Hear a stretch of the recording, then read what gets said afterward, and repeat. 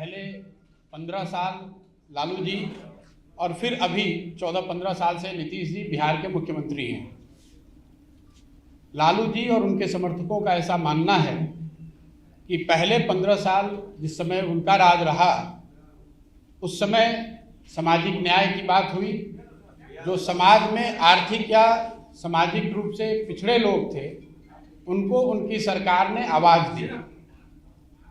उसके बाद के 15 साल 2004 के बाद से जब नीतीश जी मुख्यमंत्री हैं, उनके और उनके समर्थकों का ऐसा मानना है कि उन्होंने आर्थिक विकास और दूसरे सामाजिक पहलुओं पर ध्यान दिया है और बिहार का विकास किया है। दोनों ही बातों में कुछ सच्चाई तो जरूर है। अगर आप इसको ऑब्जेक्टिवली देखेंगे तो जो लालू जी के रिजीम में हुआ या अभी जो नीतीश जी के रिजीम में हो रहा है, उसमें कुछ सच्चाई जरूर है और जो वो दावा कर रहे हैं। लेकिन जितना उनके दावों में सच्चाई है, उतना इस बात में भी सच्चाई है कि बिहार आज 30 वर्ष के लालू जी और नीतीश जी के राज के बाद देश का सबसे पिछड़ा और देश का सबसे गरीब राज्य है। इस सच्चाई को कोई झुठला नहीं सकता है। विकास के ज़्यादातर मानकों पर बिहार आज भी देश के सभी राज्यों में सबसे निचले पायदान पर है। इसलिए अगर आगे के 10-15 बरस के रास्ते को आप देखेंगे तो ये तो तय है कि जिस रास्ते से आप आए हैं पिछले 10-15 सालों में, वो रास्ता आपको वहाँ पर नहीं पहुँचा सकता है। आने वाले 10-15 बरस और अगर उन वर्षों में बिहार को अग्रणी राज्यों की श्रेणी में आना है, तो जिस रास्ते पर ये राज्य पिछले 10 साल, 15 साल या 20 साल से चल रहा है, उन रास्तों पर चलकर हम वहाँ नहीं पहुँच सकते। स्वाभाविक है कि उसके लिए एक नई सोच और नए प्रयास की ज़रूरत है। अब ये विवाद और बहस का मुद्दा हो सकता है कि वो नई सोच और नया प्रयास कौन करे और किसके पास है। मेरा ऐसा मानना है कि कोई भी व्यक्ति ये दावा नहीं कर सकता है कि ये सोच और प्रयास करने की सारी क्षमता किसी एक व्यक्ति विशेष के पास है। मैं ऐसा समझता हूँ कि बिहार के लोग जब तक सब मिलकर एक साथ इस नई सोच और नए प्रयास के पीछे अपनी ताकत नहीं लगाएंगे, तब तक बिहार की दशा और दुर्दशा सही नहीं हो सकती है। इसलिए मैं ऐसा मानता हूँ कि आने वाले दिनों में और आने वाले समय में बिहार के वो लोग जो इस धरती से जुड़े हैं, जो यहाँ के मुद्दों को समझते हैं और जिनमें यहाँ की समस्याओं को सुलझाने की क्षमता है, और उससे बढ़ के आने वाले वर्षों में बिहार को बदलने का जिनके पास जज्बा है, जो बिहार को बदलना चाहते हैं, वो सारे लोग और या उनमें से ज़्यादातर लोगों को एक साथ आकर कोई नई प्रयास करने की ज़रूरत है। इस संदर्भ में मेरी जो सोच है और जो मेरी भूमिका है, उसके बारे में मैं 2 बात आज बताने वाला हूँ। जैसा कि आप प्रेस में या अदरवाइज कई जगह मीडिया में स्पेकुलेट किया जा रहा है कि मैं कोई राजनीतिक पार्टी बनाने वाला हूँ या मैंने कोई राजनीतिक मंच बनाया है, ऐसी कोई घोषणा मैं आज नहीं करने वाला हूँ।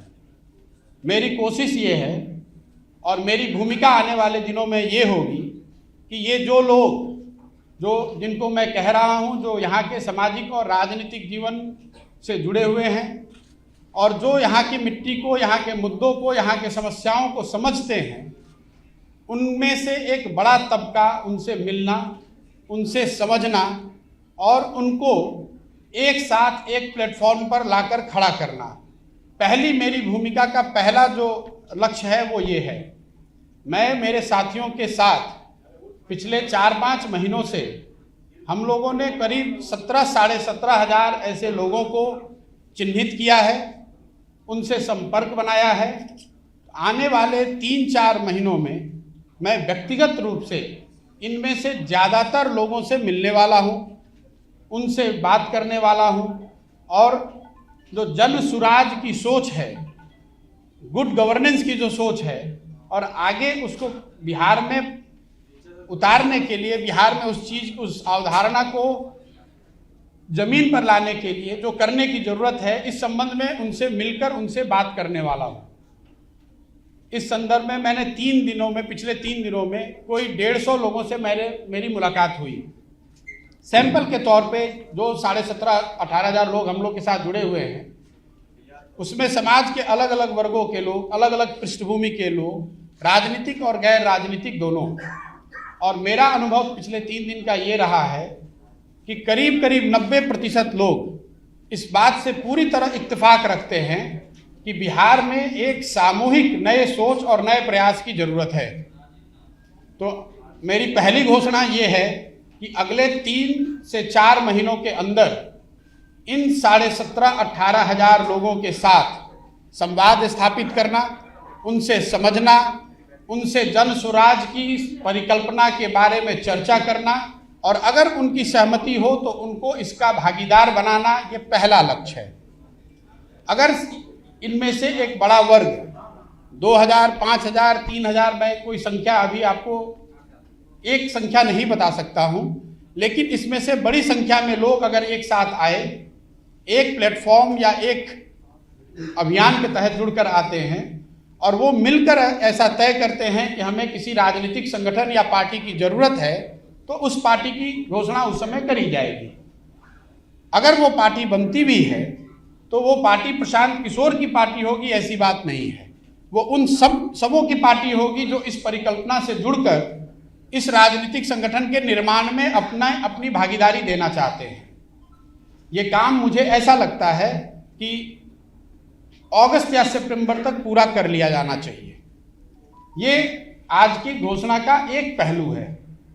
दूसरा पहलू जो है, जो ज़्यादा महत्वपूर्ण है, वो बिहार के लोगों तक पहुंचना, बिहार के गांव, शहर, गली, मोहल्ले तक पहुंचना, लोगों को जन सुराज की परिकल्पना, इस सोच के बारे में बताना, उनसे उनका व्यू पॉइंट लेना, उनकी समस्याओं और उनके आगे के भविष्य के बारे में जो उनकी अपेक्षा, आशा, आकांक्षाएं हैं, उनको समझने का प्रयास करना। उसके लिए 2 अक्टूबर से मैं स्वयं पश्चिमी चंपारण गांधी आश्रम से 3,000 किलोमीटर की पदयात्रा शुरू करूंगा। जब तक बिहार के सारे गांव, शहर, गली, मोहल्ले, जो जितने लोगों को व्यक्तिगत तौर पे पहुंचा जा सकता है, वो पूरा न कर लिया जाए। हम लोग का अनुमान है कि 3,000 किलोमीटर अगर हम जाते हैं तो उसमें ज़्यादातर एरिया हम कवर कर पाएंगे। संभव है कि अब 3100 अंत होते होते 3100 हो जाए, या संभव है कि 2950 हो जाए, लेकिन मोटे तौर पर 8 महीने से 1 साल के बीच में 3,000 की व्यक्तिगत पदयात्रा मैं खुद करूंगा। बिहार के हर वो व्यक्ति जो जिनसे मिलना जरूरी है, जिनसे मिला जा सकता है, जो मिलने को तैयार है, उनके घर जाएंगे, उनके ऑफिस जाएंगे, उनका कुंडी खटखटाएंगे, उनको इस जन सुराज की परिकल्पना से जोड़ने का प्रयास करेंगे। उनकी सोच, उनकी भावना के अनुरूप जो आगे बिहार के लिए किया जा सकता है, उसको अपने प्रोग्राम और अपने परिकल्पना में समाहित करेंगे। आज के तारीख में मेरे पास से ये 2 घोषणाएं हैं। इसके साथ आपके माध्यम से मैं बिहार की जनता को एक और आश्वासन देना चाहता हूं कि मैं पूरी तरीके से जो कुछ भी मेरे पास है, जो भगवान ने मुझे बुद्धि शक्ति दी है, वो पूरी तरीके से बिहार के बेहतरी के लिए उसको समर्पित कर रहा हूँ। कोई सवाल नहीं है बीच में इसको छोड़ने का, कोई सवाल नहीं है कि इसमें कोई भी बीच में बाधा आए तो उससे घबराकर पीछे हटने का। आप में से कुछ लोगों के मन में पिछली घोषणा जो मैंने बात बिहार की थी, उसको लेकर है कि आपने बात बिहार की घोषणा करी और फिर वापस 1 महीने के बाद आप बिहार नहीं आए। मैं आपका ध्यान आकर्षित करना चाहता हूं कि बात बिहार की घोषणा फरवरी 2020 में करी गई थी। अनफॉर्चुनेटली मार्च 2020 में कोविड के वजह से हर जगह लॉकडाउन और पूरा जीवन अस्त व्यस्त 2 साल तक रहा। अब आप कुछ लोग ये कह सकते हैं कि अगर कोविड के दौरान आप बंगाल में काम कर सकते हैं तो बिहार में क्यों नहीं। वो इसलिए कि बंगाल में किसी बनी बनाई व्यवस्था के साथ काम करना था, बिहार में एक नई व्यवस्था बनानी है। बिहार में एक नई व्यवस्था बनाने के लिए मुझे 2 साल, 3 साल, 4 साल उसमें काम करना पड़ेगा। अभी यहाँ पर कोई इलेक्शन नहीं है, तो इस तरह के जिनके मन में सवाल है कि कौन सा इलेक्शन लड़ेंगे, किसके साथ लड़ेंगे, उसकी कोई परिकल्पना मेरे मन में अभी नहीं है। जैसा मैंने ट्वीट के माध्यम से बताया है, मेरा पूरा फोकस अभी बिहार के लोगों से जाकर मिलना, उनकी बात को समझना और जो जन सुराज की एक परिकल्पना है इसके साथ उनको जोड़ना है। मेरे पास कोई मंच नहीं है, अभी कोई पार्टी नहीं है, एक सोच है और एक इसको करने का जज्बा है। जो लोग भी इससे जुड़ना चाहते हैं उसका स्वागत है। मैं अपनी ओर से पूरी तरह से अपने आप को समर्पित कर रहा हूं। बाकी आप जो सवाल आप करना चाहें वो कर सकते हैं। धन्यवाद।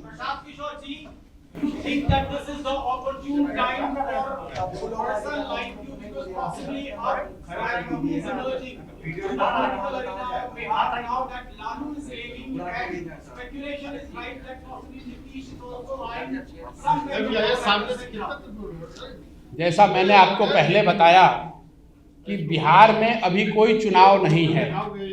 चुनाव लड़ना, अगर चुनाव लड़ना ही लक्ष्य होता तो चुनाव के 6 महीना पहले, 1 साल पहले आकर पार्टी बनाकर चुनाव लड़ा जा सकता है।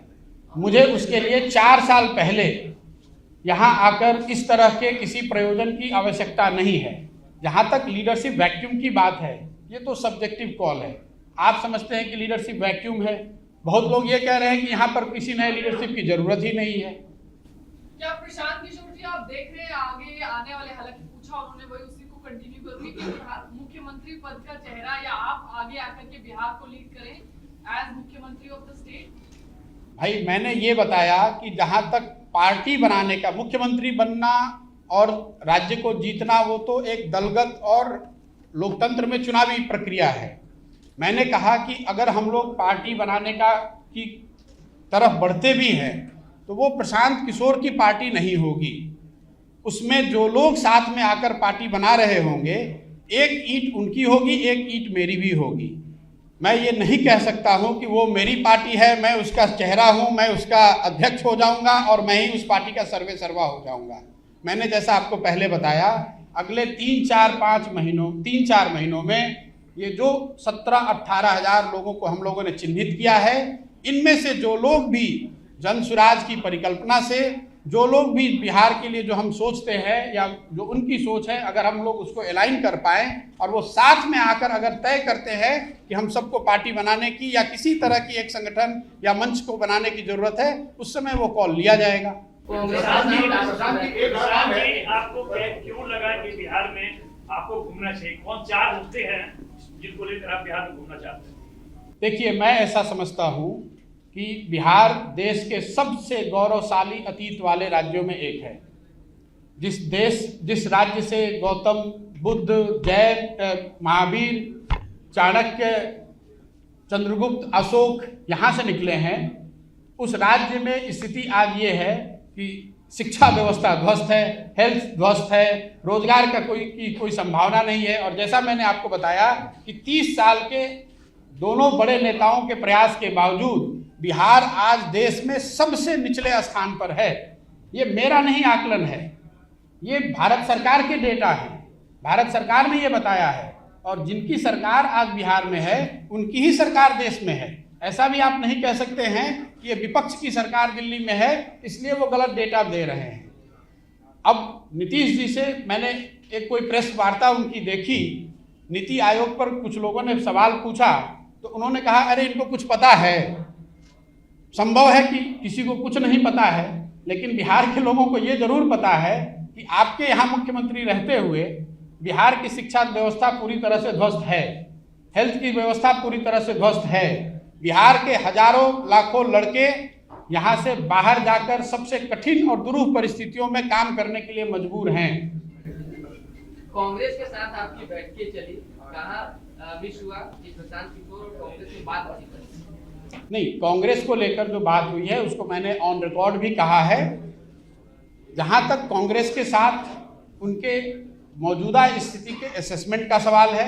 उन्होंने जो संजीदगी और सीरियसनेस जो उनको दिखाना चाहिए था उन्होंने दिखाया। उन्होंने कमेटी बनाई, कांग्रेस की टॉप लीडरशिप साथ में बैठी, उन्होंने जो मैंने उनको दिखाया या जो मेरी सोच के अनुसार मैंने उनको बताया उससे उनकी पूरी सहमति थी। उसके बाद जो इस चीज को करने के लिए रास्ते बताए गए उस पर भी गहन चर्चा के बाद एक सहमति बनी कि इन रास्तों पर चलकर बेहतरी हो सकती है। लेकिन उसको एग्जीक्यूट करने की जो बात है उसके लिए उनके मन में एक परिकल्पना है एम्पावर्ड एक्शन ग्रुप की।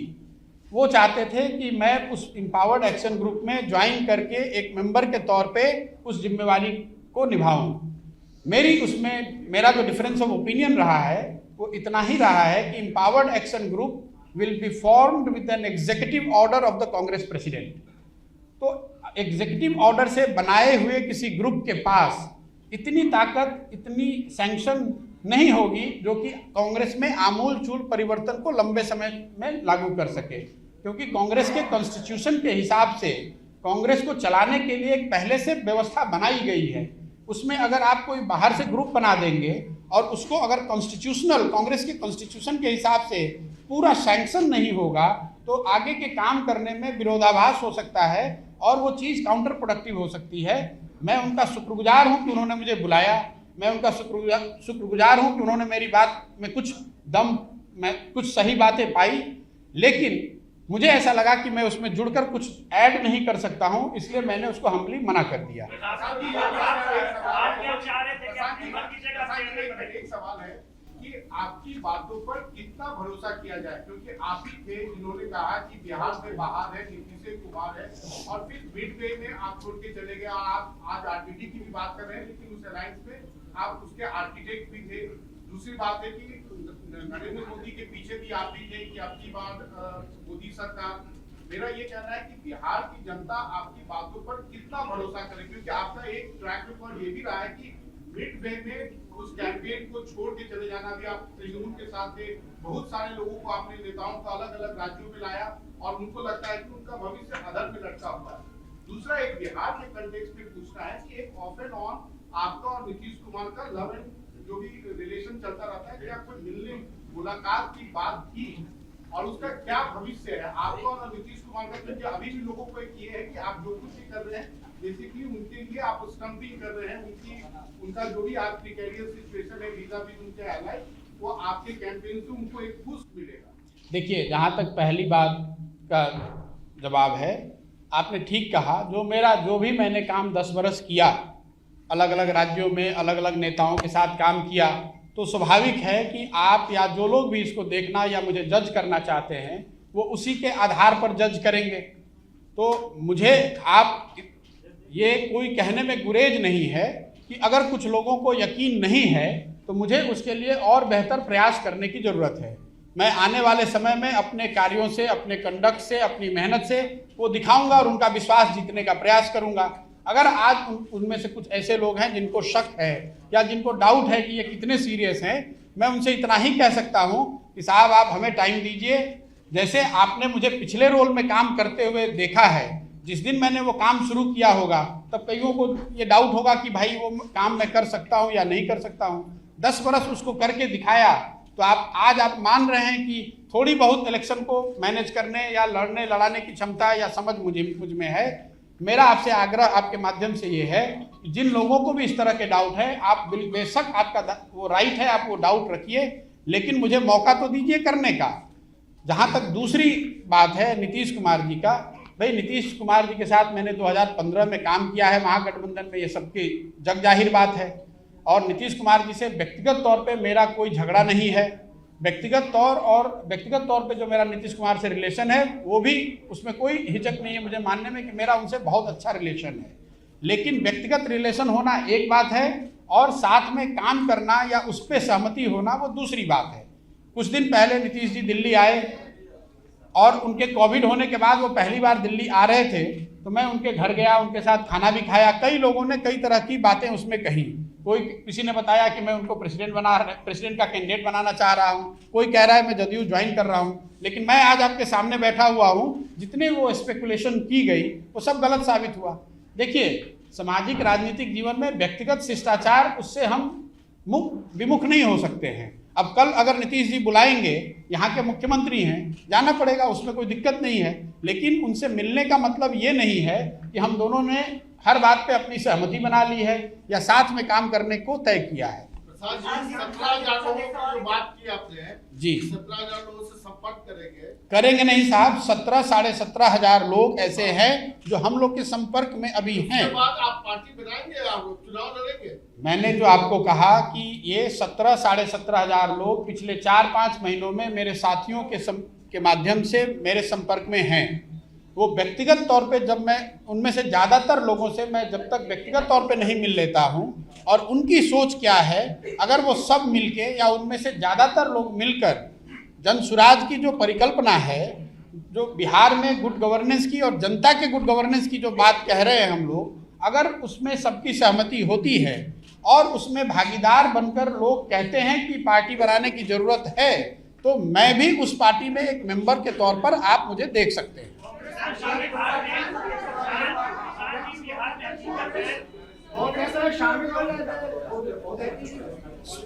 सॉरी सर,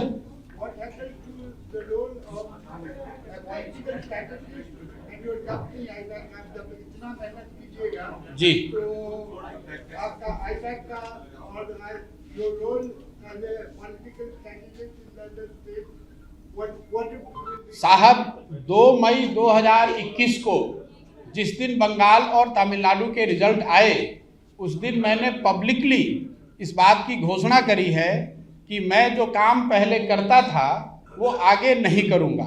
ये अलग बात है कि आप या आप में से कई ऐसे व्यक्ति हैं जो उसको मानने के लिए तैयार नहीं हैं। 1 साल मैंने समय लिया है ये सोचने के लिए कि आगे जीवन में क्या करूं, और 1 साल सोचने के बाद फिर से वापस बिहार आया हूं और जो बात मैंने 2020 में कही थी, मूल रूप से उसी बात को पुनर्जीवित कर रहा हूं। उसी बात के प्रति अपना कमिटमेंट दिखाते हुए आपको बता रहा हूं कि आने वाले कई साल तक आप मुझे बिहार में पॉलिटिकल एक्टिविस्ट के रूप में ही देखेंगे। आईपैक संस्था के तौर पर they have enough people, my colleagues who have worked with me, they are far more capable than me. I have said it before and I am repeating it again. IPAC is in good hands. They will continue to work all where they get the opportunity to work. मेरा उनसे कोई direct relation, working relation अभी भी नहीं है और आगे भी नहीं है। प्रशांत जी, आप गुड डेटा एनालाइज करते रहे हैं 10 सालों से। कोई भी चुनाव लड़ने के लिए 3 इंपॉर्टेंट कंपोनेंट होते हैं, रेस, इश्यूज एंड कास्ट।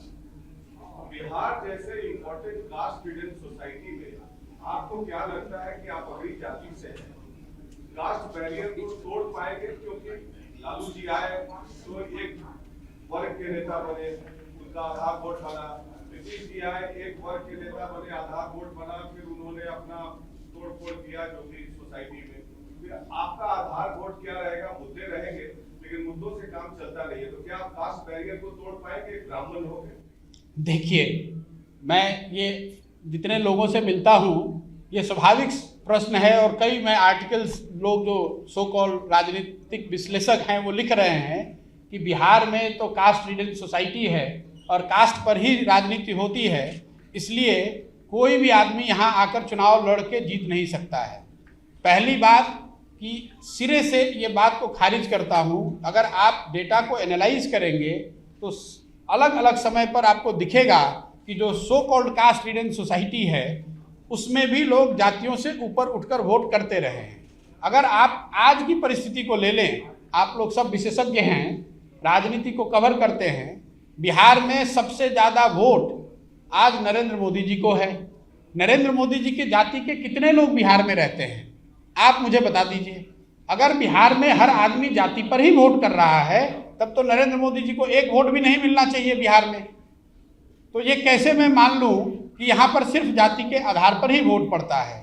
दूसरी बात कि अगर आप जातियों को साथ एक बार को बहस के लिए मान भी लें कि जाति के आधार पर ही वोट पड़ता है, तो हर जाति में अच्छे लोग हैं, हर जाति में ऐसे लोग हैं जो कि बेहतरी सोच सकते हैं या बेहतर कर सकते हैं। ये जरूरी नहीं है कि हर जाति के सबसे गलत लोगों को ही आप सामने लेकर चुनाव लड़ें।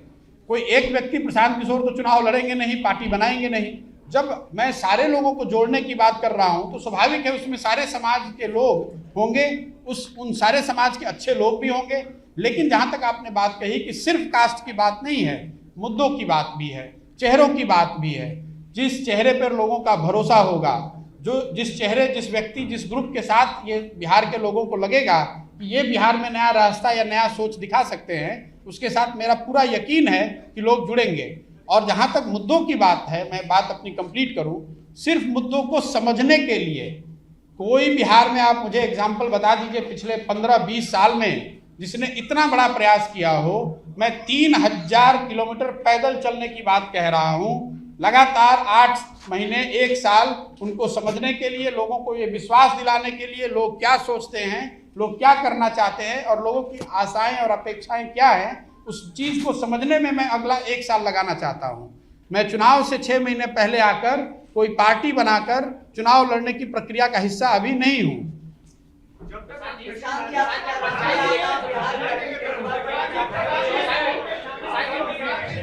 साहब मैं 1 घंटा यहाँ बैठा हूँ, 2 घंटे जरूरत है तो बैठूंगा। आप एक एक करके पूछेंगे तभी मैं आंसर दे सकता हूँ।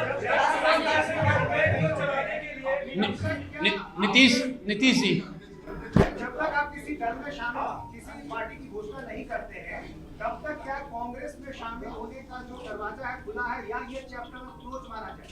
और दूसरी बात कि इतने सारे दलों से जुड़े होने या अप्रत्यक्ष रूप से उनके लिए काम करने के बाद आइडियोलॉजी के लेवल पर आप किसके साथ अपने को ज्यादा करीब पाते? देखिए, आपने कहा कांग्रेस का रास्ता, भाई कांग्रेस से बातचीत एक दूसरे फॉर्मेशन में हो रही थी, उन्होंने और हमने ऐसा मिलकर तय किया कि आगे चलने की अभी कोई संभावना नहीं है। उसके साथ ही मैंने आपको ये कहा कि मैं आपके सामने कैमरे पे पब्लिक को ये एश्योर कर रहा हूँ कि मैं पूरी तरीके से अपना समय, अपना तन मन बल बिहार के लिए समर्पित कर रहा हूँ। अब आगे मैं कांग्रेस के साथ काम करूँ या किसी के साथ काम करूँ, अगर 1 मिनट उसकी संभावना मान भी लें बहस के लिए, तो भी बिहार के प्रति जो कमिटमेंट है और बिहार सेंटर में ही, उस पूरी परिकल्पना में बिहार सेंटर में रहेगा ही रहेगा। इस चीज पे मैं पीछे नहीं हटने वाला हूँ।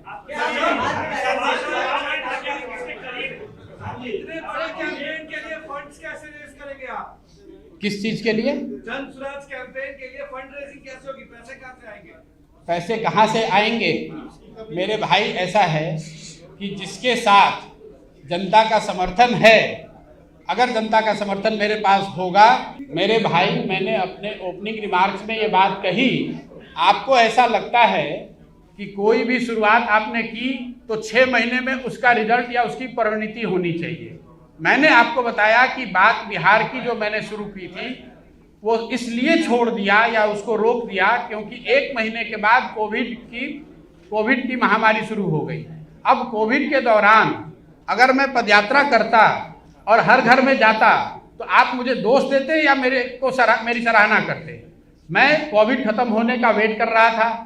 अभी तक कोविड खत्म हुआ है ऐसा तो नहीं कह सकते हैं, लेकिन बाई लार्ज हम लोग की जो नॉर्मल जिंदगी थी हम लोग उस तरह वापस लौटे हैं। तो मैं उस चीज को शुरू कर रहा हूँ। बात वही कह रहा हूँ जो बात बिहार की मैं कही थी कि आगे 10 साल में बिहार देश के अग्रणी 10 राज्यों में 15 राज्यों में शामिल हो, उसके लिए एक नई सोच और नए प्रयास की जरूरत है।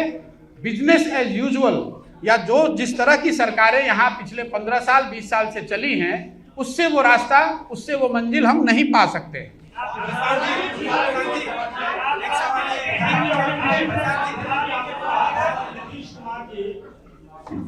ये कह रहे हैं कि 17,000 लोग आपके साथ जुड़े हुए हैं, वो किस तरह के लोग हैं और क्या बिहार में जो राजनीतिक पार्टी के लोग हैं वो भी आपके संपर्क में जो आगे आने के लिए आपके साथ तैयार हैं? देखिए, जो मैंने नंबर दिया है मोटे तौर पे 17,500-18,000 लोग, ये वो लोग हैं जिनको मेरे साथी नीचे जाकर मिले हैं या उन्होंने मुझे पिछले कुछ महीनों सालों में संपर्क किया होगा या हमने जाकर उनको ढूंढा खोजा है। ये नंबर कोई फिक्स नहीं है। As we talk this number goes up. मान लीजिए मैं कल किसी से मिला, उन्होंने 4 और व्यक्तियों का रेफरेंस दिया, उन 4 से मिल रहे हैं। बेसिक बात मैं आपको ये बता रहा हूँ कि बिहार में सामाजिक राजनीतिक जीवन से जुड़े हुए 20,000 के आसपास 17,000-18,000 लोग, समझिए कि 1 महीने के बाद ये 20,000 हो सकता है। ऐसे लोग जिनको यहाँ जो इस धरती से जुड़े हुए हैं, जिनको यहाँ के मुद्दों की समझ है, जो लोग यहाँ के समस्याओं का समाधान निकालने की काबिलियत रखते हैं और जिनमें जज्बा है कि कुछ किया जाए, ऐसे लोगों को चिन्हित किया है। वो हमारे संपर्क में हैं।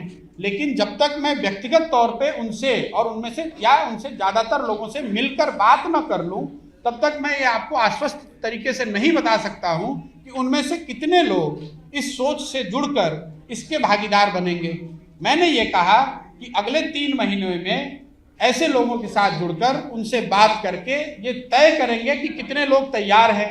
जो लोग भी तैयार होंगे वो एक साथ बैठेंगे और वो तय करेंगे कि आगे पार्टी बनानी है कि मंच बनाना है कि अभी और समय लगाना है। लेकिन अगर उन्होंने मिलकर तय किया कि एक पार्टी बनानी है तो प्रशांत किशोर भी उस पार्टी के एक मेंबर होंगे। मैं ये कह रहा हूँ आपको। आप मानते हैं कि नीतीश कुमार का काल खत्म हो गया? नीतीश कुमार हो या लालू यादव हो, जिनके लिए आपने क्या वजह है? भाई नीतीश जी और लालू जी यहाँ के राज्य के ही नहीं देश के बड़े नेता हैं।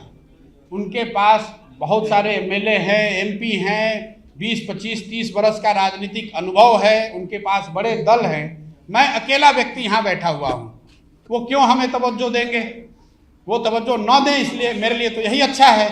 मैंने अपने ट्वीट में क्या कहा और मैं आपको बार बार यहाँ क्या कह रहा हूँ? भाई मैं कोई चुनाव लड़ नहीं रहा हूँ, मैं किसी दल को तोड़ने की बात कर नहीं रहा हूँ। मैंने सिर्फ इतना कहा कि मैं बिहार के लोगों के पास जाना चाहता हूँ और ये समझने का प्रयास करना चाहता हूँ कि आगे का रास्ता क्या हो। अब इसमें लालू जी या नीतीश जी जैसे बड़े नेताओं को मुझे क्यों तवज्जो देनी चाहिए?